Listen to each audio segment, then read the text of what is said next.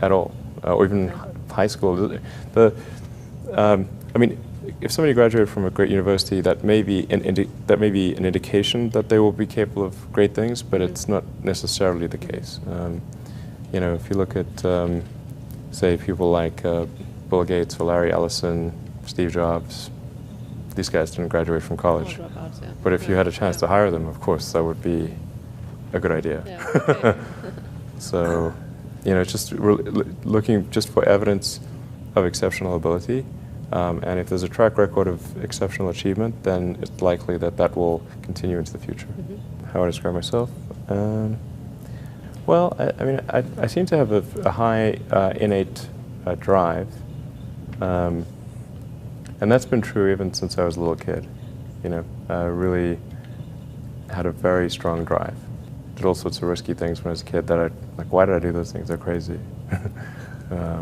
I care a lot about the truth of things and trying to understand the truth of things. I think that's important. You know, if you're going to come up with some solution, then the truth is really, really important, I think. I try to think of, I mean, it's difficult to obviously come up with like things that are praise for oneself, you know, or like, there's bad and good here, but I think like sometimes they're just like the things that seem quite clear and obvious to me, and I don't understand why they aren't so obvious to everyone. Sure. So how would you educate your 5 boys? Actually, I created a little school. Yeah. What kind of school? Could you describe to us? Sure. I mean, it's small. It's only got 14 kids now, and it'll have 20 kids in September. It's called Ad Astra, which means to the stars. That's maybe a bit different from most other schools, is that there aren't any grades. There's no like not grade 1, grade 2, grade 3 type of thing. Making all the children go in the same grade at the same time, like an assembly line. I know. You know, because some people love English or languages, some people love math, some people love music, and they have different abilities at different times. It makes more sense to cater the education to match their aptitudes and abilities. So I think that's one principle. Another is that it's important to teach problem solving, or teach to the problem, not to the tools. So this would be like, let's say you're trying to teach people about how engines work, or you know, you could start by a more traditional approach would be to say, well, we're going to teach you all about screwdrivers and wrenches, and you're going to have a course on screwdrivers, a course on wrenches, and all these things. And this is a very difficult way to do it. A much better way would be like, here's the engine. Now let's take it apart. How are we going to take it apart? Oh, you need a screwdriver. That's what the screwdriver is for. You need a wrench. That's what the wrench is for. And then a very important thing happens, which is that the relevance of the tools becomes apparent. So all your 5 boys are in that school? Yes. Until when? This is from preschool? I don't know. So far it's only 1-year-old. They like it. They like it? Yeah. And you want to keep them away from regular schools?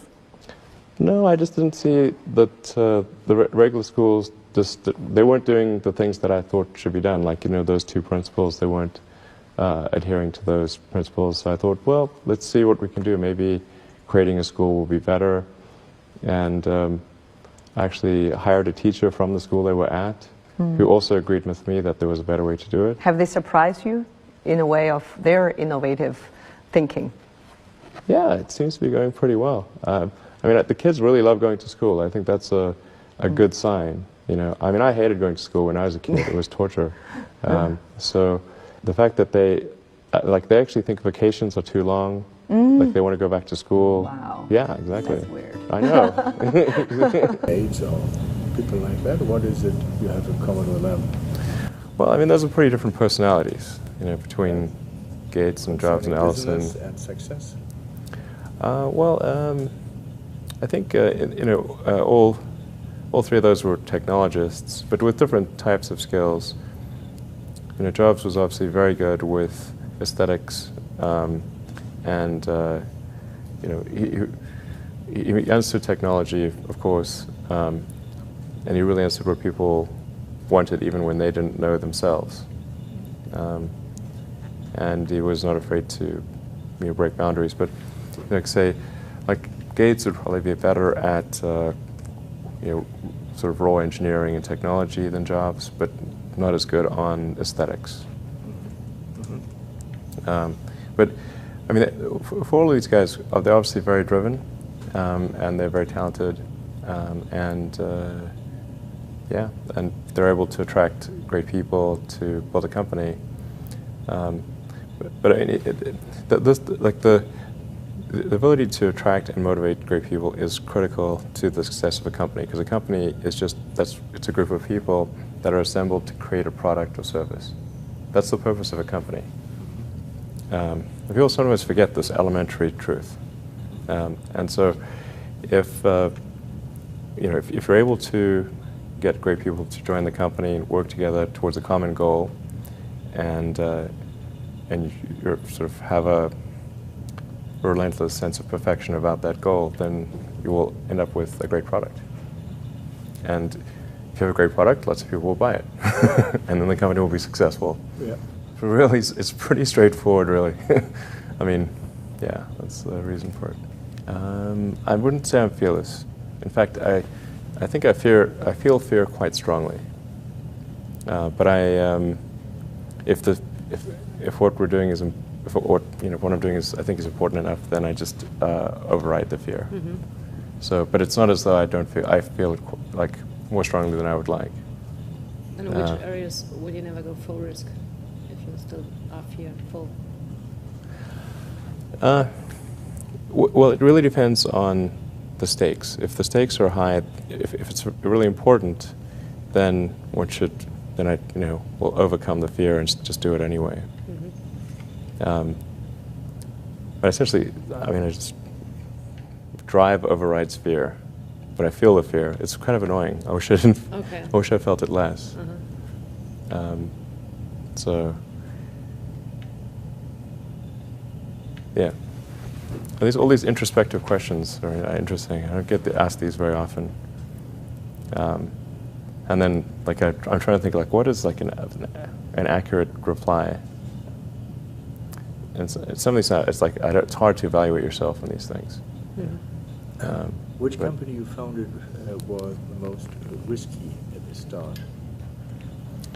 Well, probably SpaceX. I thought it had the lowest chance of success. I mean, I thought both Tesla and SpaceX would fail at the beginning. You thought? Yeah, so? sure. Really? Of course. But nevertheless, you put all your money in that, in both. I expected to lose it. Well, technically, what I thought was, well, I'll take half the money from PayPal, and if I lose half of it, that's okay. But then, of course, the companies encounter difficulties, and then I have a choice of either let the company die or put, all the money into the companies. And so I really didn't want the companies to die, so I put all the money in the companies. Yeah. And then I had to borrow money from friends to pay living expenses. Yes. What was your best idea ever? My best idea ever? Yeah. This is tricky. I suppose coming to North America was my best idea. Okay. Because I think these things would not have been accomplished, almost anywhere else. It's really hard to start a company, but in particularly California, Silicon Valley is very conducive to startup companies, and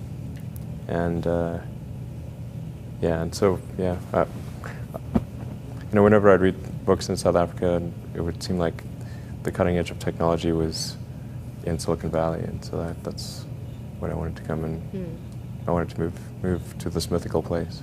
Okay. And are there things you regret having done or for not having done so far? Well, there's lots of things that, when life is short, and there's lots of things that could be done that one can't necessarily do. And these really are introspective questions. I think, overall, I think I'm pretty happy with where things are. It's hard not to be, honestly. Okay. I'd be, yeah. Things are in a good place right now. And I mean, I'd like to, looking ahead, I'd like to see humanity go beyond Earth and have people on Mars. That would be really great. And to see widespread adoption of electric vehicles and renewable energy. These are great things. And yeah, I think those would be really, really cool.